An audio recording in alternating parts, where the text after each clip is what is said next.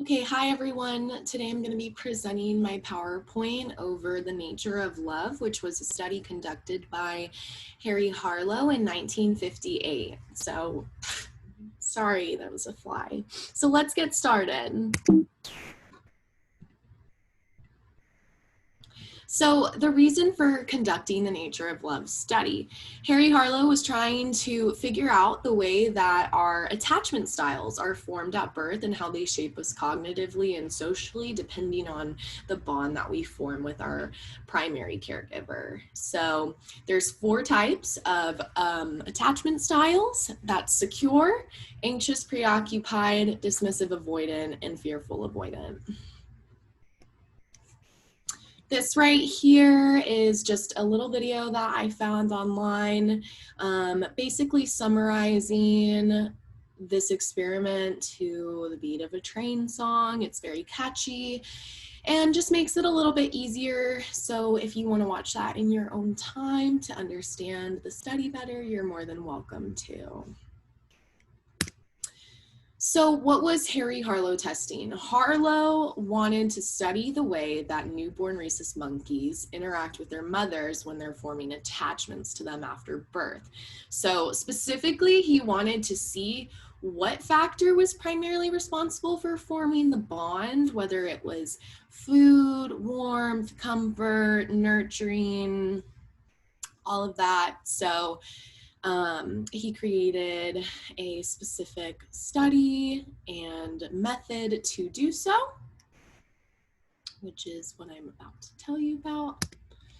So his method for the experiment was deemed humane in 1958, but in present day, people find it to be incredibly cruel and abusive, which I happen to agree with.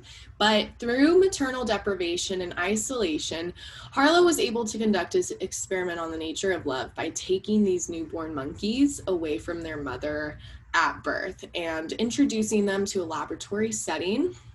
So he isolated a few monkeys away from the main group and just examined them and noticed that a lot of the monkeys were showing signs of anxiety and depression. And he also noticed that they were clinging to their cloth diapers. So that is how he began to improvise his methodology of conducting the study.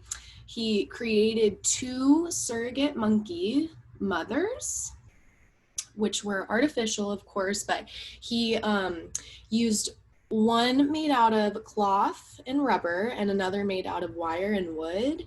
And they both dispensed milk through a makeshift nipple.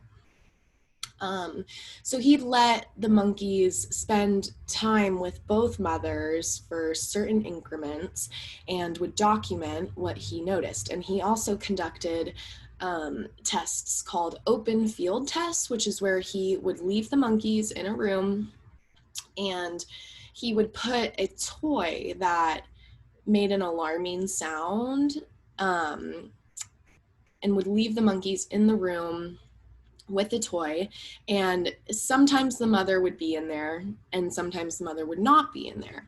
And he documented what he noticed, and with all of the results that he gathered, he was able to release the article The Nature of Love when he was elected president of APA in 1958.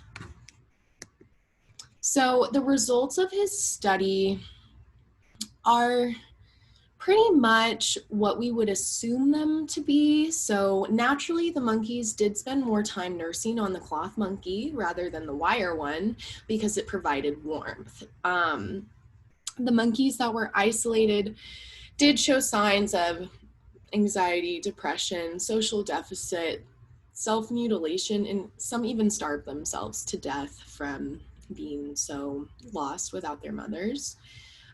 Overall, the monkeys did better when they were around the cloth monkey, provided that it gave warmth. When Harlow was conducting his field tests, he documented and photographed all of the results, which were whenever the infant monkey was in the room with the cloth surrogate mother, it clung to the mom, or it would go and try to figure out the toy or attack the toy. But when the mother was not in the room, the monkey would cower in fear and just crumble and not be able to do anything but hide in a corner. So from these results, one could naturally conclude that the infant monkeys need their mothers as well as their touch in order to grow up feeling safe and normal and have their natural social and cognitive development.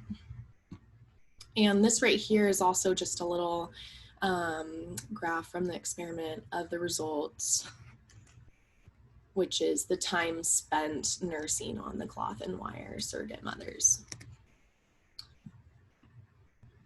So the importance of these results are that the experiment became very influential because it demonstrated the importance of proper caregiving and maternal bonding and touch and how that contributes to the development of babies, especially socially and cognitively. Because of this study, we were able to research and understand the attachment theory and the different attachment styles, which can impact many areas of our lives, such as friendships, relationships, whether they're romantic or not, family relationships, all of that. So it's very important, and it's knowledge that we are still using today to understand behavior development. So right here is an attachment style quiz that I provided for you to take if you want to. You can figure out your attachment style in 5 minutes or less. It's very quick and easy. It's interesting, and you get to learn more about yourself. I happen to find out that I have a preoccupied, anxious attachment style. So that was interesting for me to know. So yeah. All right, so new studies that I found that actually kind of incorporate this knowledge that we learned from Harlow's study. The first one is a study conducted by Kathleen Corvo and Paul Harris. It measured young children's trust in their mother's statements. So what they did was they took 147 kids aged 50 to 61 months, and they had a stranger and their mother in the same room making conflicting statements against each other. And perceptual cues were given between the mother and the child, and those were documented and were able to tell us whose statements that the child favored more, or whose claims the child was favoring.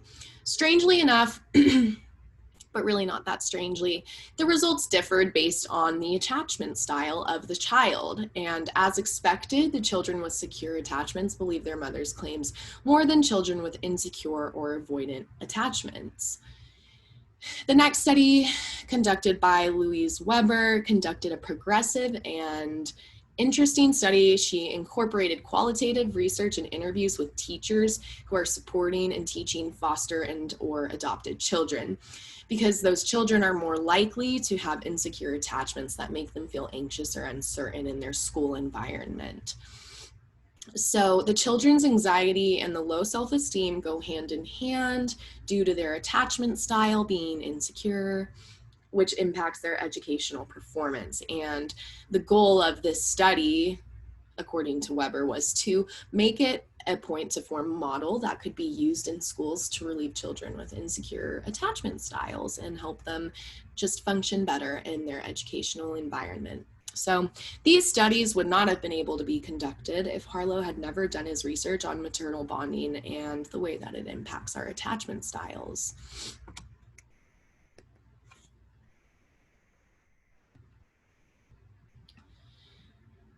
Oop.